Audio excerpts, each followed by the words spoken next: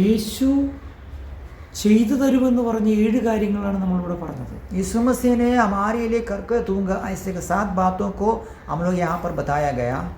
ഞാൻ നിങ്ങളെ മനുഷ്യരെ പിടിക്കുന്നവരാക്കും. मैंने आपको इंसान को पकड़ने वाला बनाऊंगा. ഞാൻ നിങ്ങൾക്ക് വിശ്രാമം തരും. मैं तुम्हें विश्राम दूंगा. ഞാൻ നിങ്ങളെ സൂക്ഷിക്കും. मैं तुम्हें संभालूंगा. ഞാൻ നിങ്ങളെ സ്നേഹിക്കും.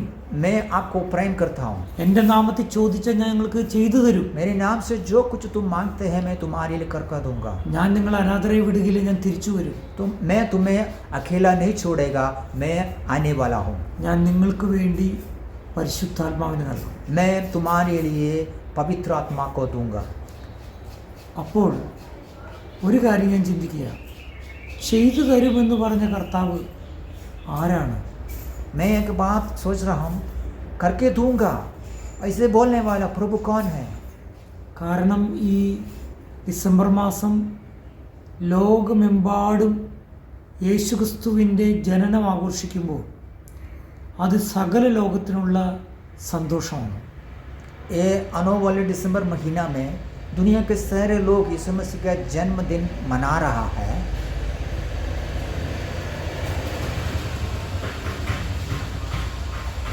യേശുക്രിസ്തു ഞാനാകുന്നു എന്ന് പറയുന്ന സവിശേഷമായ കാര്യങ്ങളാണ് യേശുക്രിസ്തു പറഞ്ഞ കാര്യങ്ങളെ ബലപ്പെടുത്തുന്നത്.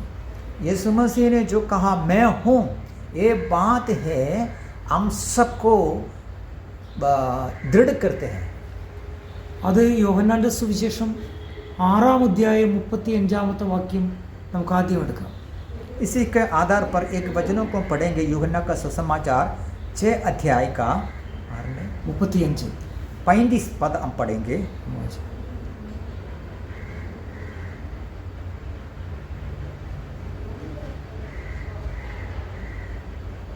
यीशु ने उनसे कहा, जीवन का रोटी मैं हूँ, जो मेरे पास आएगा वह कभी भूखा ना रहेगा और जो मुझ पर विश्वास करेगा वो कभी प्यासा ना होगा.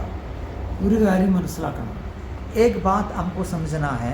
കർത്താവ് യേശു പറഞ്ഞു, ഞാൻ ജീവൻ്റെ അപ്പമാകും. यीशु मसीह ने कहा मैं जीवन का रोटी हूँ.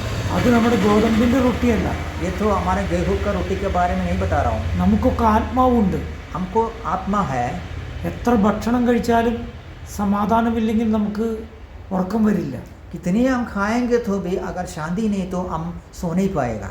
എന്നാൽ ജീവൻ്റെ അപ്പമായിരിക്കുന്ന കർത്താവിനെ അനുഭവിച്ചാൽ നമുക്ക് സകല ബുദ്ധിയും കവിയുന്ന ദൈവസമാധാനം ലഭിക്കും. लेकिन जो जीवन की रोटी है और जीवन की वजन जब हम लोग पाते हैं उसी वजह से हम शांति से सो सकते हैं, बहुत आराम हमें मिलती है. യേശു പറഞ്ഞ മറ്റൊരു കാര്യമാണ് യോഹന്നാൻ്റെ സുവിശേഷം 8-ാം അധ്യായം 12-ാം വാക്യത്തിൽ പറയുന്നത്. यीशु मसीह ने दूसरे एक भाग में ये लिखा गया है. यूहन्ना का सुसमाचार 8 अध्याय का 12 पद. ഒന്ന് വായിക്കാം. तब यीशु ने फिर लोगों से कहा, जगत की ज्योति मैं हूँ.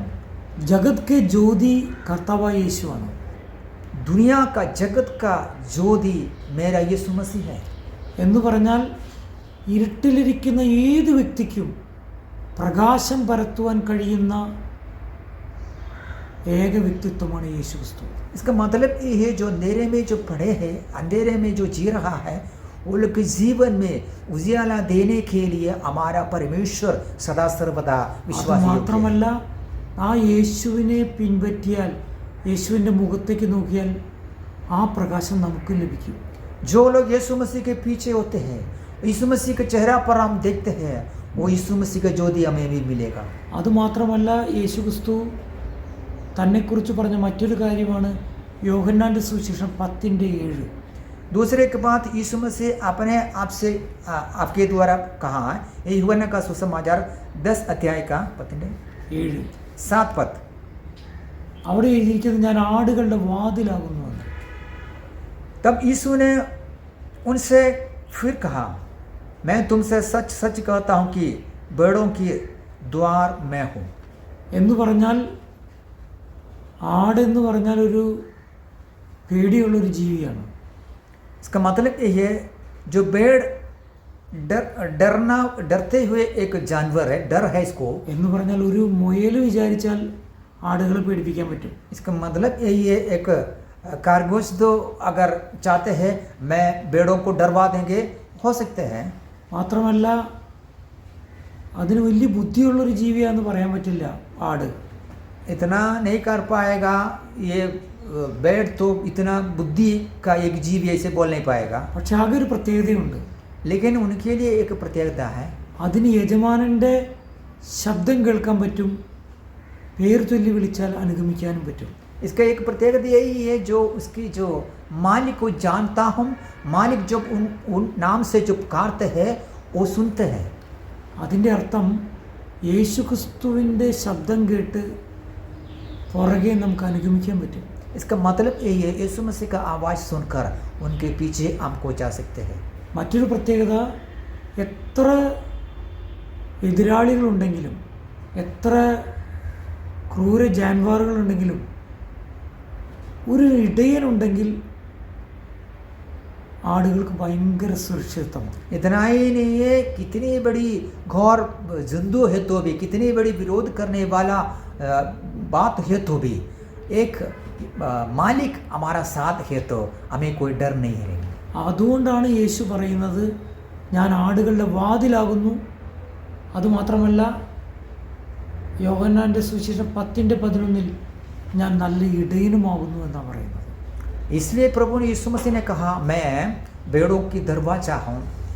इतना ही नहीं है, और एक और वचन में ये लिखा गया है, मैं अच्छा चरवाहा है।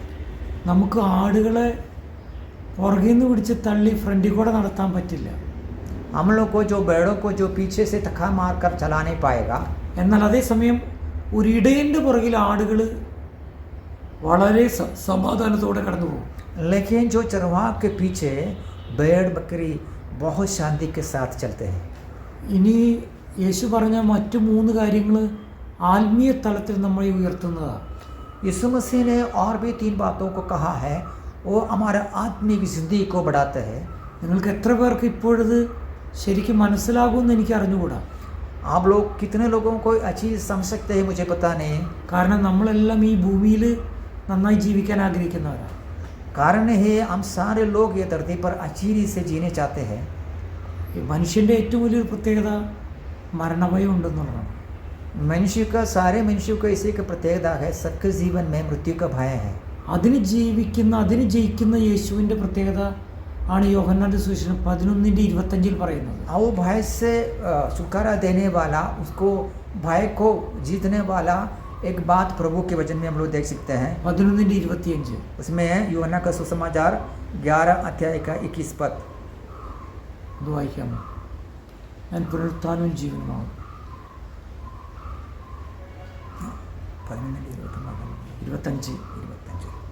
11 अध्याय का 25। यीशु ने उससे कहा, पुनरुत्थान और जीवन मैं ही हूँ, जो कोई मुझ पर विश्वास करते हैं वो यदि मर भी जाए तो भी जिएगा।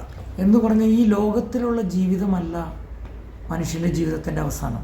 इसका मतलब ये सिर्फ ये दुनिया की ज़िंदगी नहीं है, इंसान की अंत। എന്ന് പറഞ്ഞാൽ ആത്മീയമായിട്ട് കർത്താവ് നമുക്ക് ഉറപ്പ് നൽകുകയോ, इसका मतलब आत्मिक तौर पर प्रभु ने हमको वायदा करते हैं, യേശുവിൽ വിശ്വസിക്കുന്നവർക്ക് മരിച്ചു കഴിഞ്ഞാൽ ഉയർപ്പുമുണ്ട്, ഒരു സ്വർഗീയ ജീവിതമുണ്ട്. यीशु मसीह के ऊपर विश्वास करने वाला लोग मरे हुए तो भी वो पुनरुत्थान होगा, उसका एक स्वर्ग में जाने का एक वायदा भी है। എന്ന് പറഞ്ഞാൽ അതൊരു ആത്മീയ തലത്തിലെ ഉന്നതിയാണ് ഈ പറയുന്നത്. इसका मतलब जो आत्मिक जिंदगी का एक उन्नति के बारे में वहाँ पर लिखा गया है। ഞാൻ ഈ യോഹന്നാൻ്റെ സുവിശേഷം 14:6 എന്നെ അത്ഭുതപ്പെടുത്തുന്നുണ്ട്. यूहन्ना का सुसमाचार 14 का 6 भी मुझे अद्भुत रीति से ये बातों को हम सोचते हैं। സ്വർഗത്തിലേക്കുള്ള വഴി ഏതാണെന്ന് ഒരാളോട് ചോദിച്ചാൽ അയാൾക്ക് ചിലപ്പോൾ ഉത്തരം പറയാൻ കഴിയുമായിരിക്കില്ല. स्वर्ग की रास्ता के बारे में एक इंसान को पूछेंगे तो सही रीति से उनको उत्तर दे नहीं पाएगा।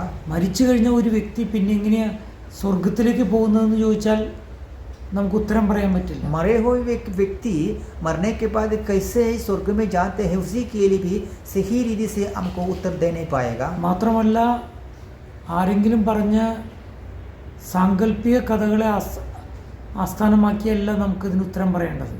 लेकिन जो बहुत लोग बहुत कहानी के द्वारा बहुत बातों के विश्वास के द्वारा बातें कहते हैं उसके मुताबिक हम लोगों को कुछ भी नहीं बोलना था. അതിനുള്ള ഉത്തരമാണ് യേശു ക്രിസ്തു പറഞ്ഞത്. ये सारी बातों का उत्तर यीशु मसीह ने कहा. യോഹന്നാന്റെ സുവിശേഷം 14:6 അങ്ങനെയാ പറയുന്നത്. यूहन्ना का सुसमाचार 14 अध्याय के 6 ये बताते हैं. यीशु ने उससे कहा मार्ग और सच्चाई में जीवन में हूँ बिना मेरे द्वारा कोई पिता के पास नहीं पहुँच सकता है. 3 കാര്യങ്ങളാണ് യേശു ക്രിസ്തു വളരെ ചുരുക്കമായി പറഞ്ഞത്. यहाँ पर 3 बातों को प्रभु बहुत अच्छी रीति से हमको बताते हैं. എന്ന് പറഞ്ഞ ഈ 3 കാര്യങ്ങൾ വളരെ പ്രാധാന്യമർഹിക്കുന്ന കാര്യങ്ങളാണ്. लेकिन ये 3 बात बहुत इम्पोर्टेंट बात है. ഞാൻ തന്നെ മാർഗം, मैं मार्ग, ഞാൻ തന്നെ സത്യം, मैं हूँ सच्चाई, ഞാൻ തന്നെ ജീവൻ. मैं हूँ जीवन. എന്ന് പറഞ്ഞാൽ നമുക്ക് ചിന്തിക്കാൻ കഴിയാത്ത ഉന്നത തലങ്ങളിലേക്ക് പോകാൻ ആകെയുള്ള മാർഗം യേശു ക്രിസ്തു. इसका मतलब है अभी सोच नहीं पाएगा ऐसे एक स्थान में जाने के लिए भी एक ही मार्ग है प्रभु यीशु मसीह. പ്രിയപ്പെട്ടവരെ, യേശുവിനെ അനുഗമിച്ചാൽ നിരാശപ്പെടേണ്ട കാര്യമില്ല. प्रियो यीशु मसीह को जो फॉलो करते हैं उसका निराशा का स्थान नहीं. നമ്മെ അപമാനിക്കുവാൻ ഒരിക്കലും ദൈവം അനുവദിക്കുകയില്ല. हम लोगों को अपमान करने के लिए परमेश्वर अवसर नहीं दूंगा. മാത്രമല്ല അത് കർത്താവിൻ്റെ മുഖത്തേക്ക് നോക്കിയവരാരും ലജ്ജിതരാകുവാൻ കർത്താവ് ഇടതരുകയില്ല. इतना ही नहीं है जो प्रभु की ओर देखा है वो कभी लज्जित नहीं होते हैं. അതുകൊണ്ടാണ് യോഹന്നാന്റെ സുവിശേഷം 15:1 ഞാൻ യഥാർത്ഥ മുന്തിരിവള്ളിയാകുന്നു എന്ന് പറഞ്ഞത്. इसलिए प्रभु का वचन में लिखा है यूहन्ना का सुसमाचार 15 अध्याय के 1 में लिखा है सच्ची दाखलता मैं हूँ. അപ്പോൾ പ്രിയപ്പെട്ടവരെ, ഞങ്ങളുടെ വാക്കുകളെ ഞങ്ങൾ ഉപസംഹരിക്കാൻ ആഗ്രഹിക്കുക. प्रियो ये बातों पर हम लोग यहाँ पर समाप्त करने चाहते हैं. യേശു ക്രിസ്തു ആകുന്നു എന്ന് പറഞ്ഞ 7 കാര്യങ്ങളാണ് ഇപ്പോൾ ഞങ്ങൾ പറഞ്ഞത്. मैं हूँ ऐसे यीशु मसीह ने कहा. ऐसे 7 बातों को मैं आप लोग सामने रखा है. ജീവൻ കാ റൊട്ടി, जीवन का रोटी मैं हूँ. അതുപോലെ ലോകത്തിൻ്റെ ജ്യോതി, और जगत का ज्योति मैं हूँ. ഷീപ്പിൻ്റെ ദർവാസ, और भेड़ों की द्वार मैं हूँ. ഗുഡ് ഷെപ്പേർഡ്, अच्छा चरवाहा मैं हूँ. പുനരുത്ഥാനവും ജീവനും, पुनरुत्थान और जीवन मैं हूँ. വഴിയും സത്യവും ജീവനും. सच्चाई और मार्ग जीवन में हूँ. മാത്രമല്ല ഞാൻ ഒരു മുന്തിരിവള്ളിയാകും. यहाँ पर लिखा है मैं सच्ची दाखलता हूँ. അപ്പോൾ ഈ യേശു ക്രിസ്തുവാണ് ഭൂമിയിലേക്ക് വന്നത്. देखिए वो यीशु मसीह ही ये धरती पर आए हैं. കേവലം ഒരു ദിവസത്തെ ക്രിസ്മസ് ആഘോഷത്തിന് വേണ്ടിയല്ല യേശു വന്നത്. सिर्फ एक ही दिन का क्रिसमस का मनाने का जन्मदिन मनाने का ये बातों के लिए प्रभु ये धरती पर नहीं आया. കാരണം ഒരു ക്രിസ്മസ് ആഘോഷിക്കുമ്പോൾ ലോകത്തിലെ എല്ലാവരും അത് ആഘോഷിക്കണമെന്നില്ല. लेकिन जो क्रिसमस जो मनाते हैं वो दुनिया के सारे लोग शायद वो नहीं मनाते हैं. പക്ഷേ യേശു ക്രിസ്തുവിനെ കുറിച്ചുള്ള ഈ കാര്യങ്ങൾ നമ്മുടെ ജീവിതത്തിൽ പ്രായോഗികമാക്കുമ്പോൾ ഈ ലോകത്തിലെ സകല ആൾക്കാർക്കും യഥാർത്ഥ സന്തോഷമുണ്ടാകും. लेकिन यीशु मसीह के बारे में ये सच्चाई जब हम जान गया है तब सारे लोगों को बहुत अच्छी रीति से ये मना सकते हैं. वो खुशी आनंद से वो मना सकते हैं. യേശു ക്രിസ്തു ഒരു മതം സ്ഥാപിച്ചിട്ടില്ല. यीशु मसीह ने एक धर्म को स्थापित नहीं किया. മാത്രമല്ല ദൈവത്തിൻ്റെ വചനമായിരിക്കുന്ന ബൈബിൾ എന്ന് പറയുന്നത് ഒരു മതഗ്രന്ഥവുമല്ല. इतना ही नहीं है जो पवित्र शास्त्र और धर्म का पुस्तक भी नहीं है. മാത്രമല്ല കർത്താവായ യേശുവിനെ കൈക്കൊണ്ട് അവൻ്റെ നാമത്തിൽ വിശ്വസിക്കുന്ന ഏവർക്കും ദൈവമക്കളാകുവാൻ കർത്താവ് കഴിവ് നൽകിയിരിക്കുക. यहाँ पर लिखा है जिन्होंने प्रभु यीशु मसीह ग्रहण किया इसको परमेश्वर के संतान बनने के अधिकार प्रभु के वचन के द्वारा विश्वास के द्वारा हमें मिले हैं. അതുകൊണ്ട് യേശുക്രിസ്തുവിൻ്റെ ജനനം ആഘോഷിക്കുന്ന ജനങ്ങളോട് കൂടെ ചേർന്ന് ഞങ്ങൾക്ക് നിങ്ങളോടൊരു കാര്യം പറയാനുണ്ട്. वैसे ही है जो यीशु मसीह का जन्मदिन मनाने वाला सारे लोगों के साथ मिलकर हम लोगों को आपके साथ एक बातों को कहना है. ആ കർത്താവിൻ്റെ പ്രകാശത്തിൽ നടക്കാൻ നാം ആഗ്രഹിക്കുന്നുവെങ്കിൽ നമ്മുടെ ജീവിതത്തിൻ്റെ പദവികൾ കർത്താവ് ഉയർത്തുവാനിടയാകും. यीशु मसीह का अनुग्रह पाकर हम आगे बढ़ने चाहते हैं तो जरूर अपना जीवन आगे बढ़ते रहेंगे।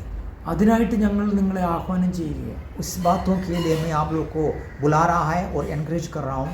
മാത്രമല്ല ബൈബിളിൽ ഇങ്ങനെ രേഖപ്പെടുത്തിയിട്ടുണ്ട്. इतना ही नहीं, पवित्र शास्त्र में ये बातों को लिखा गया है, അതായത് സകല ജാതിയിൽ നിന്നും സകല ഗോത്രത്തിൽ നിന്നും സകല ഭാഷയിൽ നിന്നുള്ളവർ കർത്താവിന് മുമ്പിൽ നിൽക്കുന്നതായി ബൈബിളിൽ അവസാന പുസ്തകത്തിൽ രേഖപ്പെടുത്തിയിട്ടുണ്ട്. जो पवित्र शास्त्र में जो आखिरी पुस्तक है उसमें लिखा है सारे वर्ग वर्ण गोत्र का लोग परमेश्वर के सिंहासन के सामने खड़े होंगे, ऐसे एक बात यहाँ पर लिखा गया है। അപ്പോൾ എങ്ങനെയാണ് ഈ ജനം അവിടെ വരുന്നത്? वो कैसे इतनी जाति वर्ग लोग वहाँ पर कैसे पहुँचेगा? യേശുവിനെ കുറിച്ച് പറയാൻ ചിലർ വേണ്ടേ? वो पहुँचने के लिए यीशु मसीह के बारे में बताने के लिए कुछ लोग तो होंगे ना। അതിന് വിളിക്കുന്ന പേരാണ് സുവിശേഷം.